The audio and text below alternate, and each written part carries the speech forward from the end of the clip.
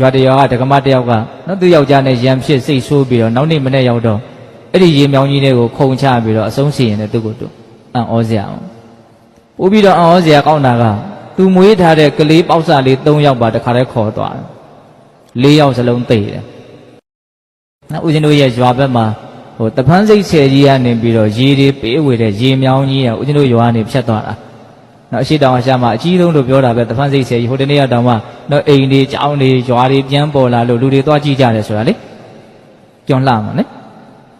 အဲ့ဒီဆယ်ကြီးကရေပေးတဲ့ရေမြောင်းကြီးကဦးဇင်းတို့ရွာကနေဖြတ်သွားတာအလွန်လဲနဲ့တယ်အလွန်လဲကျဲတယ်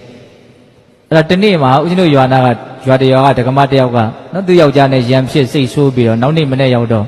အဲ့ဒီရေမြောင်းကြီးတွေကိုခုံချပြီးတော့အဆုံးစီရင်တဲ့သူ့ကိုသူအံ့ဩစရာ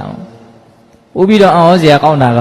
သူမွေးထားတဲ့ကလေးပေါက်စလေး3ယောက်ပါတခါတည်းခေါ်သွားတယ်4ယောက်စလုံးသိတယ်နော်အဲ့ဒီသတင်းကြားတဲ့ခါကျတော့ဦးဇင်းစဉ်းစားမိတယ်စိတ်ထဲမှာဒီအမျိုးသမီးနော်ဘုရားဟောတရားဒေသနာတွေကိုဘာမှကောင်းကောင်းကန်းကန်းနော်ကြားဘူးနာဘူးဟန်မတူဘူးလို့ဟုတ်လားအကယ်၍သာမြတ်စွာဘုရားဒေသနာတွေကို तू အများကြီးသိထားမယ်မြင်ထားမယ်ဆိုရင်ဒီလိုဆိုးရတဲ့ဆုံးဖြတ်ချက်မျိုးကိုအကောင့်ထဲပေါ်သွားကြကြောင်းမရှိဘူးဒါသူ့အတွက်အကောင်းဆုံးအဖြေဆိုပြီးတော့ तू လုပ်သွားတာပဲလေဓာတ်ထက်ကောင်းတဲ့အဖြေတစ်ခု तू မရှာနိုင်လို့ဒီအဖြေကို तू အကောင့်ထဲပေါ်သွားတာပေါ့